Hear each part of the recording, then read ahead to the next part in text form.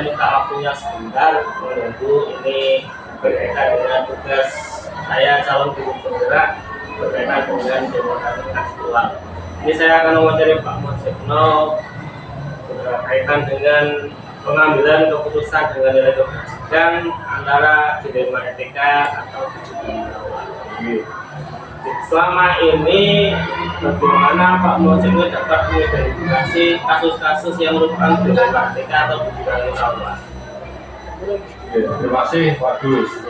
Jadi di sekolah itu pasti kita sering menjumpai kasus-kasus yang masuk kategori dilema etika maupun kejujuran moral. Banyak contoh-contoh sederhana yang bisa kita sampaikan terkait dengan dilema etika. Misalnya terkait dengan penggunaan atau pemanfaatan buku paket di perpustakaan. Ini tentu biasanya muncul pendapat antara satu, apakah buku itu harus dipinjamkan kepada anak untuk dibawa pulang? Yang kedua, apakah pemanfaatannya hanya digunakan saat anak belajar di kelasnya masing-masing sesuai dengan mata pelajaran masing-masing? Ini seringkali juga menjadi dilema etika karena kalau kita pinjamkan dibawa pulang, resikonya mungkin buku rusak atau buku malah hilang. Tetapi kalau buku itu dipinjam hanya saat pembelajaran, itu kelebihannya adalah buku tetap bagus, rapi, dan kemungkinan hilangnya itu tentu kecil. Tetapi tentunya kita harus mengambil keputusan yang paling baik yang bermanfaat bagi anak-anak kita. Tentunya contoh yang lain masih banyak. Penggunaan HP juga itu suatu dilematika antara diizinkan atau tidak diizinkan. Itu karena ada nilai positifnya, sekaligus juga ada nilai negatifnya. Gitu ya, bagus ya. Oke, selama ini bagaimana Pak Mojekno menjalankan pengambilan keputusan di sekolah SMP 1 Lumajang, terutama untuk kasus-kasus di mana ada dua kepentingan ya Pak, yang sama-sama benar atau sama-sama mengandung dari nilai kebajikan itu Pak. Jadi untuk mengambil keputusan itu kita harus mempertimbangkan secara bijaksana. Buat keputusan-keputusan yang pertama tentu kita selalu berkolaborasi, karena dalam kolaborasi tentu ada masukan dari rekan-rekan yang lain atau bapak ibu guru yang lain. Misalnya yang sering kita ajak komunikasi tentu wakil kepala sekolah, itu yang sering kita ajak komunikasi. Pendidikan juga termasuk yang fokus, bawah itu juga sering kita ajak. Tapi juga bukan tadi guru yang diajak, guru yang juga diajak untuk kolaborasi. Kemudian untuk memutuskan satu permasalahan yang memiliki sifat dilematika, kita harus melihat sejauh mana manfaatnya dari dua pilihan itu, mana yang paling bermanfaat untuk siapa, terutama untuk anak kita. Hal-hal yang tentunya berkaitan dengan upaya-upaya peningkatan hasil belajar mutu siswa, itu misalnya beda harus kita kedepankan. Walaupun sama-sama mungkin pertimbangannya sama-sama bagus, sama-sama benar, tapi kita harus ambil keputusan yang paling menguntungkan, yang paling bermanfaat untuk anak didik kita. Jadi poinnya adalah ketika membuat keputusan dilematika, bagaimana yang manfaatnya lebih besar untuk kepentingan siswa kita, betul sebagai guru, atau untuk kepentingan sekolah kita yang kecil. Itu bagus. Terus bagaimana Pak langkah-langkah atau prosedur seperti apa yang biasa Pak Mojekno lakukan selama ini Pak? Kasus dilema etika. Tapi terus sudah saya singgung bahwa ketika ada kasus yang sifatnya dilema etika, jangan lupa kita selalu berkomunikasi, berkolaborasi, bermitra dengan rekan-rekan yang lain. Karena ketika keputusan diambil satuan, maka hasilnya saya yakin lebih bagus ketika keputusan bersama. Artinya perlu masukan, karena tidak ada manusia sempurna. Semua manusia ada kelebihan, maka ada kekurangan. Ketika kita bisa bertemu bersama dari berbagai komponen yang ada itu, saya tadi menyampaikan ke selaku kepala sekolah, kemudian ke guru juga, ada di wali kelas, atau misalnya penggunaan buku terus berarti mungkin ke satu perpustakaannya, kepala perpustakaannya. kita pasti akan memperoleh suatu pertimbangan yang rasional tapi juga bijaksana. Jadi kolaborasi dengan berbagai unsur yang ada di sekolah. Saya kira itu waktu itu. Terus ini Pak, hal-hal apa saja yang selama ini Pak Mujibno agak efektif dalam pengambilan keputusan pada kasus-kasus remaja? Jadi melibatkan dari seluruh pihak atau dari Pak Mujibno? Ya efektif kira-kira kolaborasi itu saja. Jadi tidak hanya kepala sekolah yang memutuskan, tapi juga di yang lain yang masuk tenaga administrasi sekolah. Karena tadi hal dasar yang oleh itu bahwa kita ini tidak ada kurangnya. Maka jangan sungkan atau merasa pintar untuk membuat keputusan sendiri. Pasti menganggap diri ini ada kekurangan. Keputusan bersama itu ada kekurangan yang semakin banyak yang memikirkan terhadap suatu masalah. Kalau jalan keluar dari masalah itu akan bisa diambil dengan lebih baik dan sekaligus juga lebih bijak. Oke Pak, terkait dengan itu nih Pak. Jadi hal apa saja yang selama ini merupakan ada tantangan Pak dalam dengan pengambilan keputusan pada kasus ini? Tantangan dalam mengambil keputusan di remaja ini kan namanya manusia pasti punya pemahaman, persepsi pemikiran berbeda-beda dari masing-masing komponen. Katakan bapak ibu kan ada memiliki pandangan yang berbeda. Seperti tadi misalnya kasus paket itu biasanya ada yang berpendapat sebaiknya dipindahkan semuanya bawah-bawah, atau ada juga yang berpendapat tidak usah dipindahkan saat pembelajaran aja. Jika nanti bukunya tidak rusak, bukunya tidak hilang. Tapi tadi sekali lagi kita ambil keputusan yang paling bermanfaat sampai saat ini kita mengambil keputusan untuk membawa pulang bukunya, karena ketika kita berkesempatan untuk belajar lebih banyak, karena waktu belajarnya kan tidak di sekolah, bahkan justru lebih banyak di rumah. Sehingga sampai saat ini kalau kita tegaskan anak-anak kita berkebijakan untuk dipinjamkan dan dibawa pulang ke rumah, karena kebetulan juga sudah mencukupi satu banding satu terkait dengan paket utama ini sudah kita siapkan di pustaka ini tinggalkan pada kita dibawa pulang walaupun dengan resiko kemungkinan rusak, tapi tidak apa-apa karena itu satu pilihan yang menurut kami kita pandang bahwa itu akan jauh lebih baik, itu bisa digunakan bersama Ini bisa bermanfaat di rumah Pak. ya, betul. Terus gini Pak, jadi Bapak memiliki sebuah tata kelola atau jadwal tertentu dalam sebuah penyelesaian kasus dengan masyarakat. Apakah Pak Mujibno langsung menyelesaikan di tempat atau memiliki sebuah jadwal untuk menyelesaikannya, bentuk atau seperti apa yang Bapak lakukan, jadwal atau langsung diselesaikan? Kalau saya memilih untuk menyelesaikan secara langsung, kita tidak memiliki jadwal dari kami jam sekian. Padahal kan ada keputusan yang harus kita buat sangat cepat, tidak perlu menunggu lama.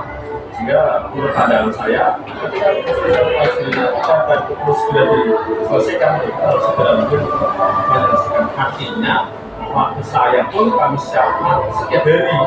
Ketika muncul mas dilematika akan saya siap untuk menjelaskan kasus dilematika. Tidak usah harus menunggu besok jadwalnya hari Kamis. Padahal kita mendesakan dari permasalahan harus segera diselesaikan. Sehingga saya memandang tidak perlu ada jadwal belum munculnya. Harus selalu siap menyelesaikan. Dan setiap hari kita harus selalu siap untuk menyelesaikan kasus masing-masing atau masalah masing-masing atau masalah izin Bapak terkait dengan pengambilan keputusan. Jadi adakah seseorang atau faktor-faktor yang selama ini mempermudah atau membantu Pak Mujibno dalam mengambil keputusan dalam kasus-kasus dilematika ini? Jadi menurut saya ada teman-teman kita yang akan membantu menyelesaikan penyelesaian permasalahan kita. Tadi karena kami kebetulan punya dua wakil, itu bagian dari yang selalu kami libatkan. saling membantu Pak. Ya, kemudian misalnya yang dari dunia konsulen itu soal komunikasi juga itu yang mungkin tahu persis terhadap permasalahan yang di sekolah juga permasalahan anak-anak kita, karena kasus dilematika itu cukup banyak di sekolah, sehingga kita harus tadi selalu berkomunikasi melibatkan seluruh komponen di sekolah kita. Pak. Jadi dari semua hal yang telah Pak Mujono sampaikan, terus ada pembelajaran apa yang dapat dipetik dari pengalaman Pak Mujono untuk mengambil keputusan di dalam etika itu? Ya, jadi keputusan di dalam etika itu masing-masing benar dengan argumentasinya masing-masing. Pada dasarnya permasalahan di dalam etika itu kan sama-sama benar, karena mereka punya argumentasi yang baik dan bagus juga. Tapi kita memang harus mengambil keputusan yang tepat. Maka disitulah yang diperlukan adalah di samping kita memang harus memahami regulasi, memahami aturan, kita perlu juga yang kebijaksanaan. Kita lebih bijaksana memutuskan mana yang lebih baik, mana yang terbaik untuk sekolah kita, untuk anak-anak kita. Jadi pembelajaran yang paling utama adalah bagaimana kita bisa bijaksana dalam menyelesaikan suatu permasalahan dalam hal mengambil satu keputusan. Gitu ya. Oke Pak, kira cukup sekian Pak. Saya berterima kasih sudah berkunjung dengan waktunya untuk melaksanakan kegiatan dalam wawancara penelitian.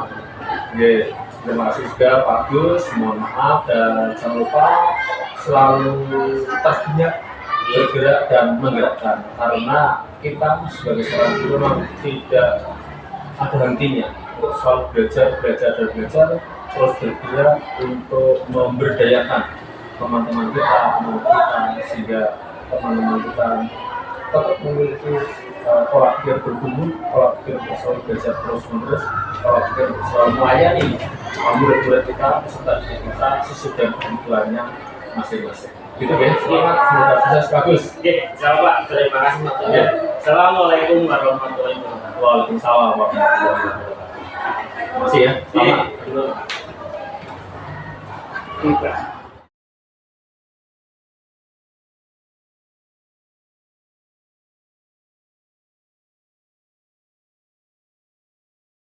Assalamualaikum warahmatullahi wabarakatuh. Waalaikumsalam warahmatullahi wabarakatuh. Budi, gimana kabarnya hari ini? Alhamdulillah sehat. Pak Agus gimana Pak? Alhamdulillah sehat.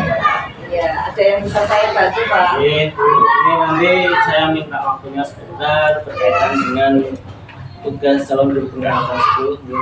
Ini nanti saya akan mengomentari tentang pengambilan keputusan kebijakan tentang studi kasus dilema etika dan kebijakan moral Bu. Iya Pak. Ada di SD Sawan 2 ini. Iya. Nah, ini ada beberapa pertanyaan. Nah, selama ini bagaimana Bu Ik dapat mengidentifikasi kasus-kasus yang merupakan dilema etika atau bujukan moral Bu? Oh ya. Jadi selama ini saya menjadi kepala sekolah, kebetulan saya kepala sekolah baru Pak di sini. Yang namanya masalah tentunya ada ya Pak ya. Namun untuk mengetahui apakah masalah tersebut termasuk dalam dilema etika atau bujukan moral, yang saya lakukan adalah mengidentifikasi terlebih dahulu. Kita melihat kasusnya apakah itu termasuk dalam dilema etika atau bujukan moral. Kalau dilema etika itu merujuknya ke permasalahan yang berdasarkan benar-benar atau keadilan lawan kasihan. Kemudian kalau bujukan moral itu cenderung ke pelanggaran hukum, seperti itu Bapak. Gitu. Selama ini bagaimana Bu Ik menjalankan pengambilan keputusan di sekolah di SD Sawan Karas ini, terutama untuk kasus-kasus di mana ada dua kepentingan yang sama-sama benar atau sama-sama mengandung nilai kebajikan Bu? Oh ya. Jadi selama ini dalam menjalankan pengambilan keputusan di sekolah saya melihat dulu Pak masalahnya seperti apa, kemudian bagaimana manfaatnya Pak, terutama bagi peserta didik, seperti itu Pak. Jadi dengan langkah-langkah atau prosedur seperti apa yang biasa Bu lakukan selama ini? Langkah-langkah yang sudah saya ambil untuk mengambil keputusan, yang pertama mengidentifikasi terlebih dahulu permasalahannya seperti apa. Kemudian saya mengkomunikasikan permasalahan tersebut terhadap rekan guru, teman di sekolah kami. Kemudian kami meminta saran pendapat. Setelah itu baru mengambil keputusan yang terbaik dan itu hasilnya dapat diterima dengan baik juga. Jadi ini dalam mengutuskan hal apa saja yang selama ini Bu Wi anggap efektif dalam mengambil keputusan pada kasus-kasus dilema etika ini. Jadi langkah-langkah yang efektifnya adalah ya itu tadi Pak, mengkomunikasikan terlebih dahulu, kemudian nanti baru bisa mengambil keputusan yang terbaik. Terus gini Bu, jadi hal-hal apa saja yang selama ini merupakan ada tantangan Bu, jadi dalam mengutuskan pada kasus-kasus dilema etika ini Bu? Ya, jadi setiap pengambilan keputusan itu pasti ada tantangannya Pak ya. Tantangan yang pernah saya alami yaitu adanya keputusan yang ditolak Pak. Artinya berarti ada penolakan yang kebetulan keputusan itu di awal belum bisa diterima. Namun dengan melihat keputusan itu akhirnya dapat diterima. Jadi Ibu memiliki sebuah skala atau jadwal tertentu dalam sebuah penyelesaian kasus dilema etika ini. Jadi apakah Bu Wi langsung menyelesaikan di tempat atau memiliki sebuah jadwal untuk menyelesaikannya dalam bentuk prosedur seperti apa yang Ibu jalankan di SD Salam 2 ini? Dalam pengambilan keputusan untuk permasalahan kasus seperti tadi yang sudah saya jelaskan Pak ya, karena contoh kasus dilema di tempat saya itu misalnya di tempat saya itu ada kekurangan guru Pak. Jadi di situ ada guru yang merangkap. Kemudian ada pembebanan tugas tambahan yang mana guru tersebut meminta agar pembagian tugas tambahan itu dibagi dengan teman yang lainnya. Nah, kasus dilema seperti itu intinya tidak terjadwal Pak untuk penyelesaiannya. Namun pada saat itu juga dapat diselesaikan dengan baik seperti itu. Jadi tidak ada jadwal khusus. Ya. Jadi dalam mengambil keputusan, apakah ada seseorang atau faktor-faktor apa yang selama ini mempermudah Ibu membantu dalam mengambil keputusan dalam kasus-kasus dilema etika ini? Ya tentunya saya tidak sendiri Bapak. Ada rekan saya, teman sejawat, ada staf, dan ada pihak komite juga yang membantu dalam menyelesaikan pengambilan keputusan di sekolah kami. Ya Bu, jadi dari semua hal yang Ibu sampaikan, pembelajaran apa yang dapat Ibu petik dari pengalaman dalam mengambil keputusan dilema etika ini? Pembelajaran yang dapat saya ambil dari pengambilan keputusan itu yang pertama adalah kita itu dalam pengambilan keputusan tidak semerta intinya dari keegoisan kita, namun kita harus melihat nilai-nilai kebajikan apa yang terdapat dalam permasalahan tersebut. Kita melihat artinya bahwa lebih ke manfaatnya gitu Pak ya. Intinya tidak mengutamakan keegoisan, namun kita melihat nilai-nilai kebajikan yang ada di dalam permasalahan tersebut. Terima kasih Bu atas waktunya. Ini nanti saya pada dunia virtual, jadi sudah ada kasus dalam keputusan ini. Iya. Mungkin jawaban-jawaban saya bisa membantu Pak Agus ya, dan bisa bermanfaat juga buat saya nanti ke depannya untuk mengambil keputusan yang terbaik dan berpihak pada murid seperti itu. Terima kasih Bu. Assalamualaikum warahmatullahi wabarakatuh. Waalaikumsalam warahmatullahi wabarakatuh.